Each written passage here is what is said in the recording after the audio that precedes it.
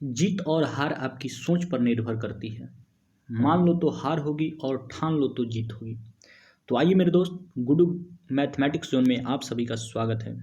आज आप लोगों ने थंबनेल देखा कि हम लोग क्या चर्चा करने वाले हैं। तो संगम साहित्य का यह जो पार्टिकुलर मेरा टॉपिक होने वाला है, जो आगामी आने वाला एग्जाम, चाहे वह बिहार पुलिस हो, बिहार दरोगा हो, उसमें हर एक टॉपिक के माध्यम से उस क्वेश्चन को या उस लेवल तक जरूर बताने का आप लोग कोशिश करेंगे। एक बार वीडियो देखिए, कंप्लीट वीडियो देखिए। यदि आप लोग को नॉलेज नहीं मिला, नेक्स्ट टाइम से कभी वीडियो नहीं देखना है। तो आज का जो हमारा टॉपिक है, पहले उस टॉपिक के बारे में थोड़ा सा इंट्रो कराते हैं आप लोग को।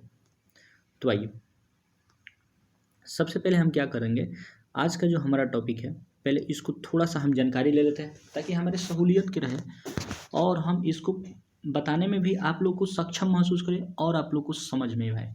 देखिए, सबसे पहले आज हम लोग चर्चा करने वाले हैं संगम साहित्य। याद आप लोग रखिएगा, संगम क्या चर्चा करने वाले हैं, संगम साहित्य। देखिए, ये जो संगम साहित्य है ना, यह दक्षिण भारत के, यहाँ पे यदि हम दक्षिण भारत के थोड़ा सा मैप का सहारा लें,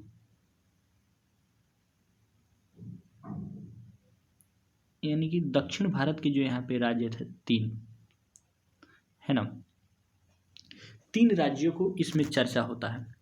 इसका मुख्य जो अभी तक कोई ऐसा सोर्सेस नहीं मिला, कोई स्रोत नहीं मिला जिसका कंठस्थ जानकारी संगम साहित्य के बारे में आपको मिल सके। लेकिन इतना बात, इसको हम लोग बोलते हैं क्या, चोल, है ना, चेर, और इसको पांड्या। जो पांड्या था, इसमें तीन शासकों के बारे में, तीन राज्यों के बारे में, चेर के बारे में, चोल के बारे में और पांड्या के बारे में हम लोग जानकारी को इकट्ठा करेंगे इसी में। तो सबसे पहले इसके जो स्रोत हमारे पास थे, किसके माध्यम से, तो आप लोग देखे होंगे कि मेगास्थनीज का इंडिका पुस्तक था, उसके माध्यम से हम लोगों ने इसके बारे में जानकारी प्राप्त हुई है। साथ ही साथ कुछ और भी ग्रंथ है जैसे मणिमेखलाई थे, और जो कि एक व्यापारी, बौद्ध धर्म के एक व्यापारी शीतलैस सतनार के द्वारा लिखा गया था। इसके अलावा शिल्प पदिकारम था। साथ ही साथ जो संगम साहित्य में तीन ग्रंथ हुए थे, तीन संगम हुए थे, प्रथम संगम, द्वितीय संगम और तृतीय संगम, ठीक है ना। तो उसके से हम लोग इन तीनों शासकों के बारे में कुछ इन्फॉर्मेशन को इकट्ठा करते हैं और उन्हीं इन्फॉर्मेशन के बदौलत हम अपने क्वेश्चन को, चाहे जो भी क्वेश्चन आता है या उनके बारे में हमें जानकारी मिलती है। तो आइए, सबसे पहले उसको बताने से पहले अब देखिए, जो कुछ बता रहे हैं आपको, कुछ चोल के बारे में, फिर चेर के बारे में और पांड्या के बारे में, तब अपने क्वेश्चन, बहुत से इसमें अच्छे अच्छे क्वेश्चन को सिलेक्ट किए हैं। पहले आप लोग थोड़ा सा चोल के बारे में जान जाइए कि चोल कौन थे। देखिए, जहाँ भी पहले चोल आ जाए, यह याद रखिएगा कि यह पेन्नार नदी के आसपास बसे थे।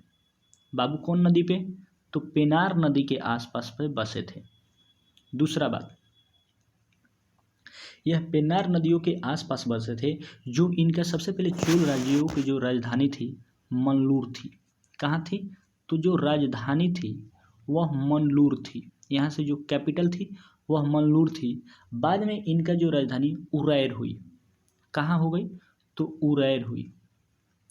दूसरा जानकारी रखिए। तीसरा इसके बारे में क्या याद रखना है, अब जो बाद में जाकर चोल दो भागों में बट गए, एक दक्षिणी चोल, एक उत्तरी चोल और एक दक्षिणी चोल।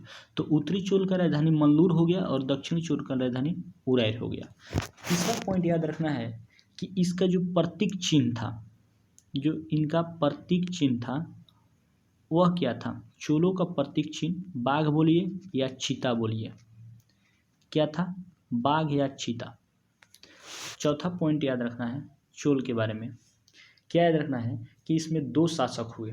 इसके प्रमुख ऐसे तो बहुत शासक थे, लेकिन प्रमुख यदि शासक पूछते तो एक इलनजीत चीनी थे। कौन, इलनजीत चीनी, एक इलनजीत चीनी। इसके बारे में देखिए, इलनजीत चीनी और कारिकाल। तो आप लोग को सबसे पहले बता दिए कि इलनजीत चीनी ये क्या थे। देखिए, यह प्रसिद्ध, इनको जाना जाता था, इनको किस लिए जाना जाता था, तो सुंदर रथ के लिए जाना जाता था, सुंदर रथ। दूसरा थे करिकाल, दूसरा थे कारिकाल। अब कारिकाल के बारे में जानिए कि कारिकाल के क्या इन्फॉर्मेशन है। तो कारिकाल को सबसे पहले हम लोग बोलते हैं पाँव जला व्यक्ति। क्या व्यक्ति बोलते हैं? पाँव जला व्यक्ति। किसको बोलते हैं? तो कारिकाल को किस वंश से संबंधित था? तो चोल वंश से। दूसरा याद रखिए, आप लोगों ने नाम सुना होगा कावेरी पट्टनम। क्या नाम सुने होइएगा? कावेरी पट्टनम की स्थापना कारिकाल ने किया था, कावेरी पट्टनम। तीसरा याद रखिएगा, जो कावेरी पट्टनम में नर्मदा नदी है, कावेरी नदी, कावेरी नदी पे इन्होंने 60 किलोमीटर लंबा बांध का निर्माण करवाया था। तो यह हमारी कुछ इन्फॉर्मेशन रही चोल राजाओं के बारे में। अब हम देते हैं कि इसके आगे कौन से आएंगे, तो कहिएगा कि इसके आगे हो सकते हैं क्या? तो इसके आगे हम बताने वाले हैं आप लोग को पांड्या के बारे में। जो दूसरा मेरा जानकारी होगा पांड्या के बारे में। देखिए, पांड्या का जो राजधानी था, सबसे पहले था इसका कोरकोई राजधानी था। इसका राजधानी कहाँ था? कोरकोई। कभी कभी कार कोई लिखता है, आप लोग इसको देख लीजिएगा, कोरकोई था। बाद में इनका राजधानी मदुरई होगी, बाद में इनका राजधानी मदुरई हो गया। इनमें जो सबसे पहले हम लोग देखते हैं अच्छे शासक थे नारीकोड, जिसका शाब्दिक अर्थ होता है लंबा व्यक्ति। नारीकोड, नारीकोड का मतलब होता है लंबा व्यक्ति। तीसरा बात याद रखिएगा, इसमें तीसरा बात क्या याद रखना है कि सागर पूजा का प्रारंभकर्ता इन्हीं को माना जाता है, सागर पूजा। और पांड्या जाने जाते थे यह मोतियों के लिए, मोतियों के लिए इनका प्रसिद्ध था। मोतियों के लिए इनको प्रसिद्ध माना जाता था। और लंबा इनका जो प्रतीक चिन्ह था, इनका प्रतीक चिन्ह मछली था। यहाँ से लिख दे रहे हैं इनका प्रतीक चिन्ह मछली, इनका प्रतीक चिन्ह मछली था। तो अब हम बताएंगे कि चेर राजाओं के बारे में। पहले थोड़ा सा एक बार और चेर राज्यों के बारे में बता दें, तब हम क्वेश्चन पे चलेंगे। अब देखिए, जो तीसरा थे चेर, क्या थे बाबू? चेर। सबसे पहले तो चेर राजधानी, इसका राजधानी वंजी और कांडी बोलते हैं। इसका राजधानी कहाँ थे? तो इसका राजधानी थे, यदि इसकी राजधानी के बारे में हम देखें तो वंजी बोलते हैं या तोंडी बोलते हैं। क्या बोलते हैं? वंजी, या इसको तोंडी बोलिए। दूसरा इसके याद रखना है कि इनका प्रतीक चिन्ह क्या था? धनुष बाण, धनुष बाण। देखिए, दो बहुत इंपॉर्टेंट फैक्ट याद रखना है चेर के बारे में कि दक्षिण भारत से चीन में दूतावास भेजने का सर्वप्रथम काम चेर राज्यों ने किया है। दक्षिण भारत से चीन में दूतावास, चीन में दूतावास भेजने का काम, चीन में दूतावास भेजने का काम किसने किया? तो चेर राजाओं ने किया। और रखना है कि ये कहाँ बसे थे? तो ये सबसे पहले बसे थे जो केरला के कांगो क्षेत्र है। कहाँ? तो केरला के मध्य कांगो क्षेत्र में, कांगो क्षेत्र में बसे थे। अब आइए, एक जो कुछ इन्फॉर्मेशन थे आप लोग को बताने की कोशिश की है। अब आइए, अब क्वेश्चन पे चलते हैं। अब कुछ और बताएंगे कि जैसे कि इसमें तोल्कापियम थे, प्रथम संगम कब हुए थे, द्वितीय संगम कब हुए थे। इसके अलावा यदि हमको बताना होगा तो हम क्या बताएंगे कि इसमें 3 संगम हुए थे। प्रथम, जो कि अगस्त ऋषि के अध्यक्षता में, जिसमें पांड्या के शासकों थे उनको संरक्षण मिला था। यदि हम प्रथम की बात करें तो 549 थे, जिसमें से 549 सदस्य शामिल थे, जिसमें से 89 पांड्य के जो शासकों का संरक्षक मिला था और यह 1800 वर्षों तक चला था। अगस्त ऋषि के जो द्वितीय था, और जो द्वितीय था यह कहाँ हुआ था? तो मदुरई में हुआ था, मदुरई में हुआ था। जो द्वितीय था यह कपाटपुरम में हुआ था, कपाटपुरम। इसको शुरू किए थे कौन? अगस्त ऋषि, लेकिन इसको अंतिम किए इसी का एगो शिष्य थे तोल्कापियर। क्या थे? तोल्कापियर के बारे में हम आगे बताएंगे कि तमिल का प्रमुख व्याकरण तोल्कापियम का रचना करने वाले तोल्कापियर है, तोल्कापियर। और जो तीसरा था वो हुआ था फिर मदुरई में, जिसको नकियर की अध्यक्षता में किया गया था। याद रखिएगा आप लोग, मदुरई में, लेकिन किसके अध्यक्षता में? तो नकियर की अध्यक्षता में किया गया था। अब आइए, अब चलते हैं मुख्य क्वेश्चन पे। ठीक, आज का पहला क्वेश्चन क्या था कि संगम ग्रंथ के अनुसार आदिमाई, जो संगम लेखक थे उसमें कुछ कुछ शब्द, जैसे कि आदिमाई हम लोग किसको बोलते हैं? तो दास को बोलते थे। आदिमाई किसको बोलते थे? दास को। गहपति परिवार का मुखिया होता था। गहपति परिवार का मुखिया होता था। जो हल चलाने वाले थे उसको बेलार बोला जाता था।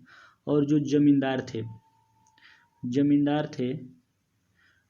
देखिए, जब भी आपको शब्द इसमें क्या, दास का मतलब ये होता है, और बड़े जो जमींदार थे, यहाँ से हल चलाने वाले, यहाँ से बेलार जमींदार को, एक मिनट, यहाँ से कुछ एरर लग रहा हो गया, यहाँ से इसको थोड़ा सा हम क्लीन कर देते हैं, है ना, ताकि आप लोगों को कोई कन्फ्यूजन नहीं हो। देखिए, लिखना चाहिए था हमको, क्या लिखना चाहिए था? जमींदार को हम लोग बेलार बोलते हैं, है ना, और हल चलाने वाले को उझावर बोलते हैं। उझावर, याद रखिएगा आप लोग, जमींदार को बेलार, हल चलाने वाले को उझावर, गहपति परिवार का मुखिया, दास आमीदेय। तो यहाँ से जो आदिमेय के क्या सही आंसर होगा आपका? ए नंबर, यानी कि डी नंबर आपका सही आंसर होगा। चलते हैं अगले क्वेश्चन की तरफ। विजयनगर सम्राट में निम्न में से कौन सी युद्ध में अपनी मौत का झटका मिली? 1565 जो तालिकट्टा की युद्ध हुआ था दक्षिणी दक्कन में। कहाँ हुआ था बाबू? ये दक्षिणी दक्कन में हुआ था। अब जो विजयनगर साम्राज्य बताएंगे आप लोग को, 1336 ईस्वी में हरिहर और बुक्का नामक दो भाइयों ने स्थापना किया। और विजयनगर साम्राज्य में सबसे पहले नीचे आएंगे तो इसमें एक कृष्णदेव राय थे। और संगम साहित्य में इसमें 3 वंश थे। तो बताएंगे संगम साहित्य थे, फिर आपको सुलू वंश थे, तुलु वंश थे और आराबिडो वंश थे। तो जो कृष्णदेव राय थे सबसे अच्छे शासक थे, सबसे अच्छे, वो बहुत से ग्रंथों को भी लिखे थे। तो उनका जो संबंध था तुलु वंश से था। तो 1500, देखिए दक्षिणी दक्कन में ये जो लड़ाई हुआ था दक्षिणी दक्कन में, जहाँ पे 4 राज्यों ने की, कौन कौन? तो सबसे पहले बीजापुर था, गोलकुंडा, फिर बीदर और अहमदनगर 4 राज्यों ने मिलकर उसमें पराजित हुए थे। और 1565 के तालिकोट्टा युद्ध से इनको लगने लगा कि हाँ, अब मेरा सरकार जो विजयनगर साम्राज्य है यह ध्वस्त होने वाला है।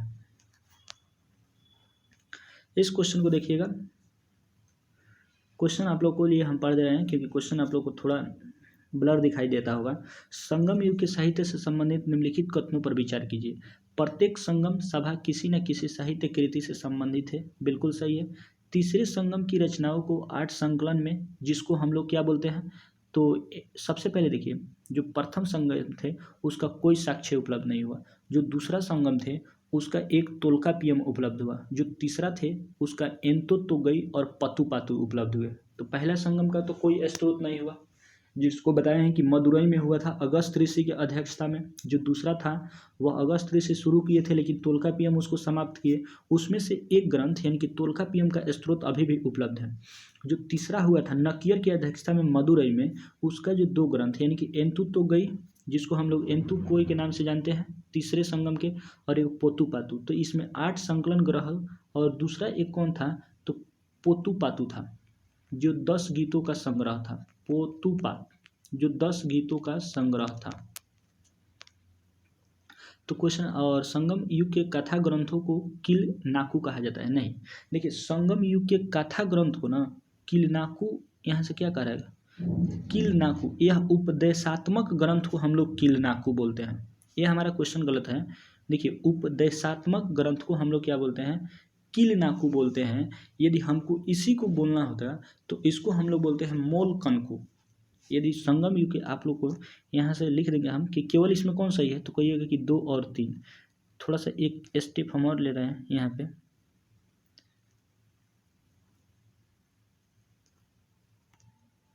देखिए यहाँ पे कहने का मतलब कि जब संगम ग्रंथ कहेगा ना, तो संगम ग्रंथ के जो संग्रह थे, संगम ग्रंथ का जो संग्रह था उसको हम लोग मोल नाकू बोलते हैं, मोल कनकू, मेरे भाई मोल कनकू बोलते हैं। दूसरा देखिए कि उपदेशात्मक जो ग्रंथ था, उपदेशात्मक ग्रंथ, इसको हम लोग बोलते हैं कोलनाकू, कील कानकू बोलते हैं, कील कानकू, याद रखिएगा। और जो तीनों संगम हुआ था तो उसको बोलते हैं मंचुंगम, उसको बोलते हैं मंचुंगम। ठीक, अब आइए विजयनगर साम्राज्य के निम्नलिखित राजवंशों को कालानुक्रम, तो सबसे पहले देखिए संगम साहित्य था 2 नंबर, सबसे पहले कौन था तो 2 था। इसके बाद स से संगम, उसके बाद से स से सुलु वंश, यानी कि 4, स से सुलु वंश, यहाँ से हमारा होने वाला है क्या 4। उसके बाद से स से संगम, स से सुलु, ओकरा बाद तुलुब यानी कि 1, उसके बाद से आराबीडू, यह 2 4 1 3 क्या सही होने वाला है 2 4 1 3, जो कि डी नंबर में है। 4 नंबर आपका सही होगा कि सबसे पहले संगम साहित्य, ओकरा बाद सुलु वंश, उसके बाद तुलुब, ओकरा बाद आराबीडू, ठीक है ना, उसके बाद आराबीडू। तो उम्मीद करते हैं आपको, और जो कृष्णदेवराय का संबंध था पहले से था, यानी कि इसमें सबसे जो अच्छे शासक थे कृष्णदेवराय, कृष्णदेवराय। तो उम्मीद करते हैं आपको समझ में आया होगा, सही आंसर ये है। इसको देखिए संगम में तोल्कापियम साहित्य, देखिए तोल्कापियम अभी बोले हैं कि जो ये किसके द्वारा लिखा गया, तो तोल्कापियर के द्वारा लिखा गया, तोल्कापियर के द्वारा। ये तोल्कापियर कौन था, तो तोल्कापियम यानी कि जो अभी बोले हैं अगस्त ऋषि का एक सबसे सुयोग्य और श्रेष्ठ शिष्य था। अब तोल्कापियम से याद रखिएगा आप लोग कि यह तमिल ग्रंथ का सबसे शुद्ध व्याकरण है। इसका संबंध किससे है, तमिल व्याकरण है, व्याकरण। लेकिन उस समय की यह सामाजिक दशाओं को अभी वर्णन करता है, तो तमिल ग्रंथ का यह व्याकरण है। यहाँ से समझ सही आंसर होगा ए नंबर, तमिल ग्रंथ का व्याकरण है। अभी बोले हैं देखिए चोल के बारे में क्या बताए थे, इसका जो चीता होता था यानी कि बी सही है। दूसरा का चेर के बताए थे धनुष बाण, सी सही होने वाला है। और पांड्या के बताए थे मछली, ए नंबर सही होने वाला है। तो BCA यानी कि BCA सही आंसर होगा ए नंबर BCA। इसको देखिए हल चलाने वाले को बोलते थे कि हल चलाने वाले उझावर बोलते थे। बेलार किसको बोलते थे, तो जमींदार को बोलते थे, जमींदार। ग्राम भोजक, ग्राम को भोज करने वाला। गृह, परिवार का मुखिया, परिवार का मुखिया। आगे देखिए ये बहुत कन्फ्यूजन वाला क्वेश्चन है। आप लोग देखिए कि ये क्वेश्चन जो है ना बहुत कन्फ्यूजन वाला, हालांकि ये पूछा हुआ है। देखिए शिल्प अधिकारम, तो शिल्प का जो शिल्प अधिकारम ये किस धर्म से संबंधित है, तो ये जैन के जो 5वें गुरु थे त्रियुक देवर से संबंधित है। और इसका जो रचना किए वाले हैं तो इलांगो देव किए हैं, क्या इलांगो आदि। और जो ये मणि मेखलाई है याद रखिएगा ये बौद्ध धर्म से संबंधित है, यह बौद्ध धर्म से संबंधित है। और इसका एक व्यापारी जिसको बोलते हैं शीतलैस सतनार, क्या बोलते हैं शीतलैस सतनार, शीतलैस सतनार। तो देखिए ये तो शिल्प अधिकारम हो गया आपका जैन धर्म और मणि मेखलाई हो गया बौद्ध धर्म, तो इसका दोनों आंसर सही हो सकता है। नामक गौरवनाथ किससे संबंधित है, ठीक, सर्वाधिक महत्वपूर्ण है। देखिए अभी बोले हैं कि संगम युगीन व्याकरण, जहाँ भी संगम युगीन व्याकरण कह देगा तो तोल्कापियम आपका आंसर मार देना, जो कि तोल्कापियर द्वारा लिखा गया है।